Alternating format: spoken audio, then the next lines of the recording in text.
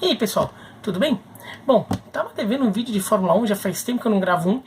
E, bom, nesse fim de semana foi definido o título da temporada 2019, né? Pra surpresa de exatamente zero pessoa, o Lewis Hamilton foi o campeão da temporada com o segundo lugar no Grande Prêmio dos Estados Unidos, né? Ele só precisava fazer 4 pontos na última, nessa etapa, conseguiu e acabou ficando com o título matemático aí. O Valtteri Bottas, mesmo que ganhe todas as corridas, não alcança mais. Um título merecido, um título esperado, que coloca o Hamilton como o segundo maior campeão da Fórmula 1 de todos os tempos, de forma isolada, né? Ele estava empatado com o Fangio com 5, agora ele vai para 6, tem um a menos que o Michael Schumacher, e um a mais que o Fangio, 2 a mais que o Vettel e que o Prost.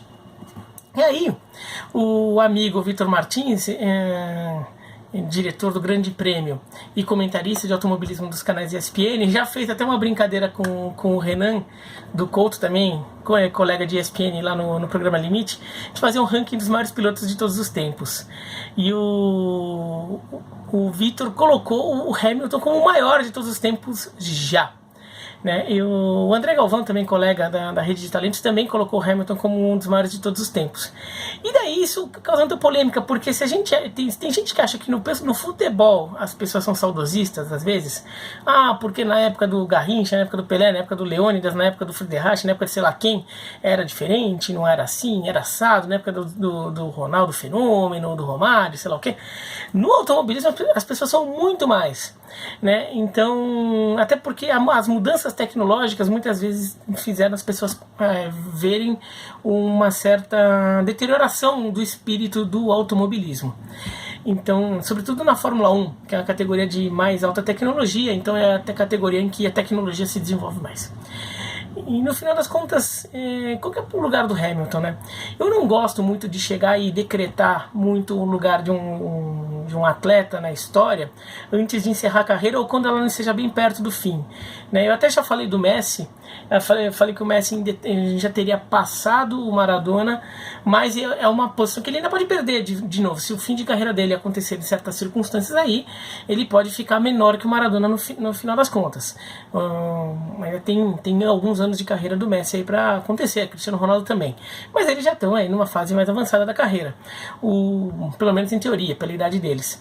O Hamilton tá mais ou menos no mesmo patamar de idade e ainda tem alguns anos de carreira, mas já construiu muita coisa. Não dá, acho que, para cravar. Eu não cravaria. Se eu tivesse que fazer o ranking dos maiores pilotos de todos os tempos, eu não colocaria o Hamilton como primeiro colocado, né? E talvez ele venha a acumular algumas façanhas até o final da carreira que de repente ele mereça essa posição. Agora, eu acho que já temos segurança para dizer que ele é assim um dos maiores de todos os tempos. Acho que assim, não colocá-lo numa lista de top 10 da história é injustificável. Ele é um dos 10 maiores pilotos da história. E se você quiser colocar ele, né, num top 5, entre os 5 maiores da história, é bem justificável também. Tá? E por quê? E por que é tão difícil assim? Algumas pessoas estão vendo aí, já estão clicando lá no joinha pra baixo, lá que não curtiu o vídeo, né? Porque discorda frontalmente, já tá lá nos comentários, mas o Senna, o Piquet, o sei lá quem. É verdade, mas assim, a Fórmula 1 muda muito, né? Do mesmo jeito que qualquer esporte mudou muito, o futebol, o vôlei, o basquete mudou muito ao longo do tempo, a Fórmula 1 também mudou. E no caso da Fórmula 1, a mudança não é só de desenvolvimento físico, tático e técnico dos atletas. Tem um desenvolvimento tecnológico muito forte. E esse desenvolvimento tecnológico criou situações que antes não existiam. Então acho que é justo que a gente também considere os pilotos de acordo com o que se exige deles na época deles. Por exemplo, o Piquet era um gênio, sobretudo na área de ajuste de carro e de entender a mecânica do carro e fazer até ter umas sacadas inimagináveis ali para fazer o carro ganhar tempo, ficar mais competitivo ou mudar de estratégia. E eu até acho que o Piquet é muito subvalorizado na Fórmula 1. Aqui no Brasil não, né? Porque nós somos brasileiros, nós acompanhamos muito o Piquet. Mas se você for ver rankings dos maiores pilotos de todos os tempos feito pela imprensa europeia, eles não dão muito valor para o Piquet. E eu acho isso muito injusto. Acho isso muito injusto mesmo. Às vezes é capaz de eles botarem o Mansell na frente do Piquet, né? O que é um completo absurdo. Então não tem o menor sentido. Mas era uma coisa que se exigia muito na época do Piquet.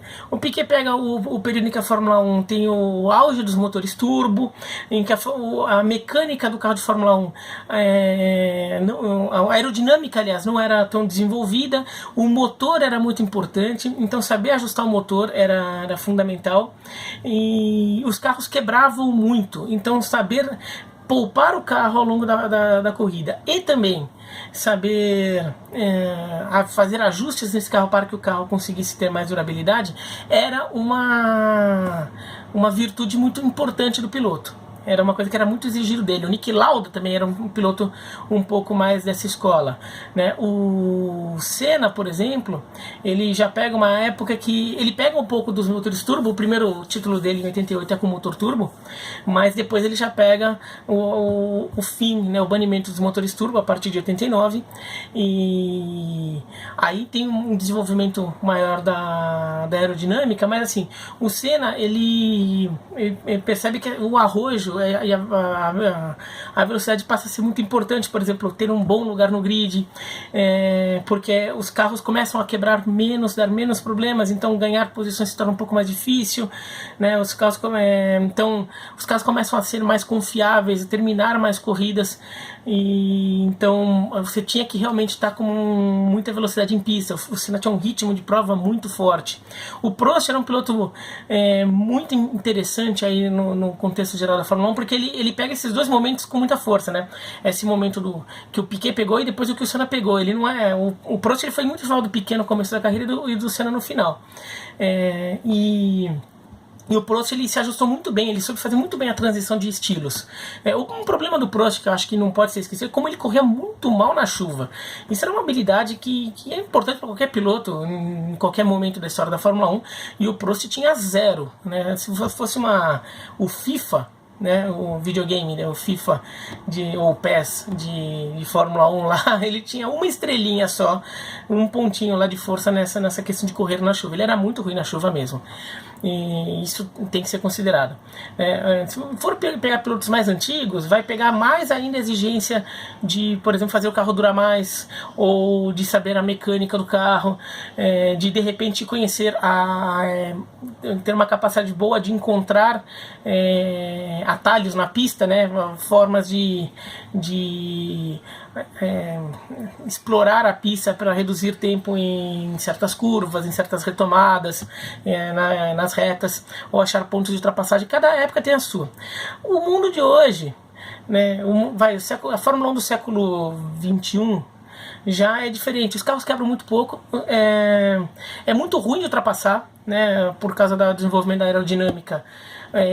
Ultrapassagem se tornou algo muito ruim. Até teve a questão do DRS, que foi criada justamente para diminuir um pouco isso, mas durante o período ficou muito ruim de ultrapassar. Então se ganha muita posição como?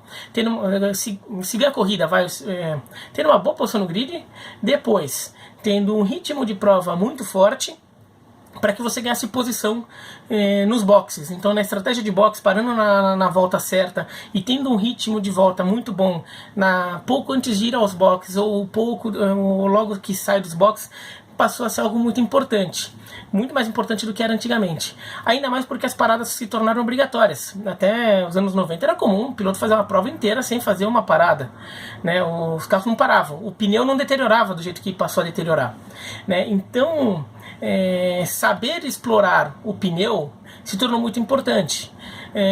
Saber o momento certo de fazer as voltas rápidas se tornou muito importante, e ter uma posição boa no grid também.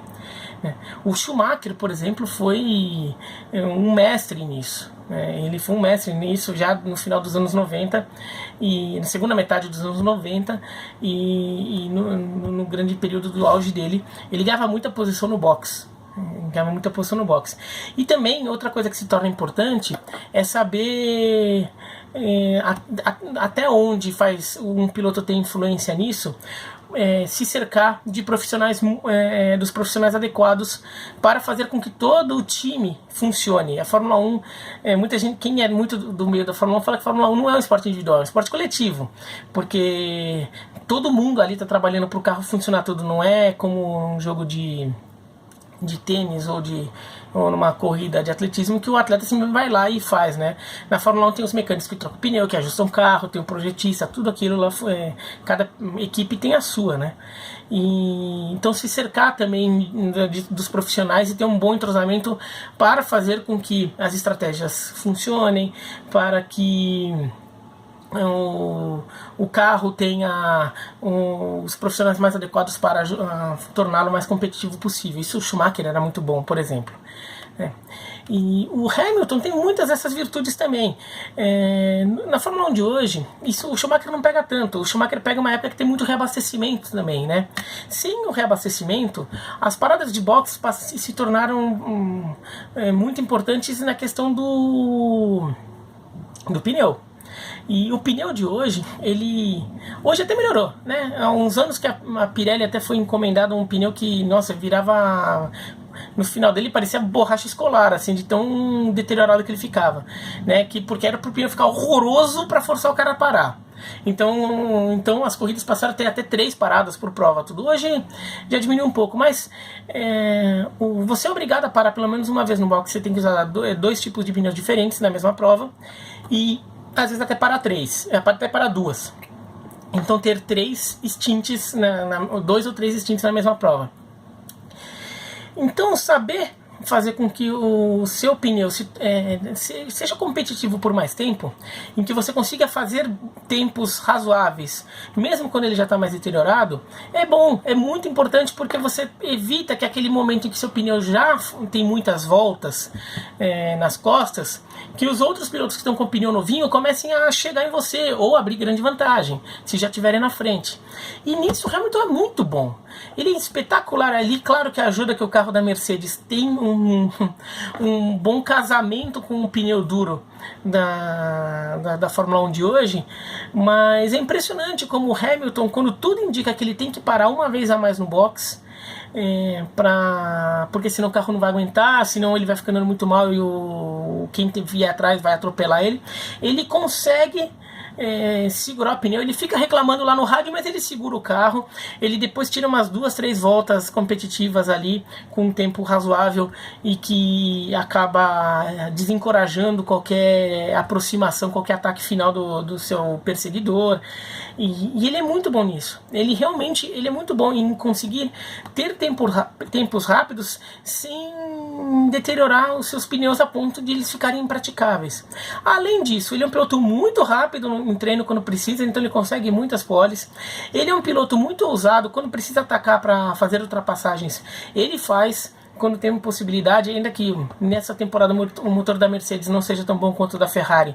Então ele sofre um pouco em retas, né, para realizar a ultrapassagem, mas quando ele precisa atacar, ele ataca, ele consegue ultrapassagem, consegue posição na pista quando precisa. A gente viu isso no Grande Prêmio do Bahrein, quando ele ultrapassa o Vettel, e o Vettel, que estava com um carro melhor naquela pista, tentando recuperar, até acaba rodando e cai lá para trás. Então, o Hamilton é um piloto que, para as exigências da Fórmula 1 de hoje, ele é muito bom. Claro que ele não seria campeão se ele estivesse correndo de Racing Point ou de Williams, mas todos os pilotos da história tiveram bons carros. Alguns não tiveram o melhor carro em todos os momentos, mas tiveram bons carros, né? O Prost, por exemplo, ele não tinha o melhor carro em 86, quando foi campeão. Em 85 ele tinha com a McLaren, em 86 a Williams era melhor.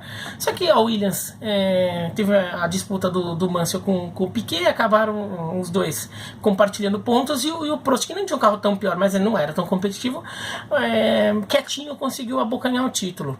Em 89 o Prost tinha o melhor carro na disputa lá com o Senna. O Senna teve o melhor carro em 88, disparado. Tá, tudo bem que ele concorria com o Prost de verdade, mas ele teve o melhor carro. Em 90 a McLaren era o melhor carro também. E em 91 a Williams até tinha mais carro que a McLaren, mas no começo da temporada a Williams ainda não estava com um carro tão bom assim, não estava se achando. O Senna foi muito esperto nisso. Ele já dava para saber pelos testes que a Williams tinha um carro com potencial muito bom. um carro muito rápido, mas ainda faltava algumas coisas, o carro não conseguia se manter competitivo ao longo da prova, no começo da temporada.